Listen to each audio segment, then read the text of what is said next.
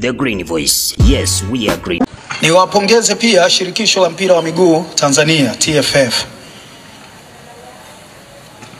Kuna ule msemo unasema mnyonge mnyongeni haki yake mpeni. Mimi siutaki ule. Anyongwi mtu na haki yake anapewa.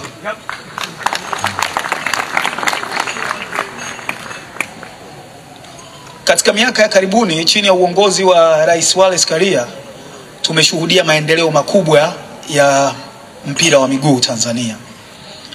Sisi siku za katikati, miezi ya katikati tu hapa, tunatajwa kwamba ni moja ya mataifa matatu barani Afrika ambayo yamequalify kwa mashindano 7 yanayoandaliwa na CAF. Yaani kwenye ligi yetu tuko sisi, wako Senegal na wako Morocco. Sasa unaweza kuona kuna mataifa ambayo sisi tunayafahamu kama giants wa football Afrika hayamo kwenye kundi ambalo sisi tunawekwa. Mara ya kwanza sisi tumequalify kwenda kucheza finali za AFCON ilikuwa mwaka 80. Wengine hata tulikuwa hatujazaliwa hapa. Mara ya pili tumequalify mwaka 2019, miaka 39 baadaye. Lakini toka 2019 tumequalify mara ya 3 sasa. Sasa unaweza kuona miaka 39 tumequalify mara moja nyingine, na miaka mitatu hii, miaka 4 tumequalify mara 3 nyingine. Makofi kwa Wallace Karia. Huyu mnyonge kwanza sio mnyonge na hanyongwi na haki yake anapewa. Haya sio mambo ambayo unayachukulia tu kirahisi. Ni mambo ambayo yanataka mikakati, yanataka kujitoa, yanataka kuufahamu mchezo wenyewe wa soka na kuamua kwa dhati kabisa ya moyo wako kwamba unataka kuyafanya.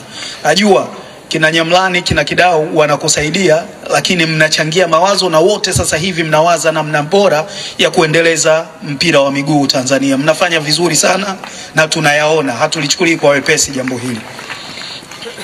Hata hili la kutengeneza kinachokwenda kuwa FIFA Talent Academy hapa Tanga, ambapo mnafanya scouting nchi nzima, na sasa hivi mmeniambia kwamba mmeshapita kwenye mikoa 10 na mmepita mpaka Muheza pale. Naamini kuna vijana wa Muheza mtakuwa mmewapata.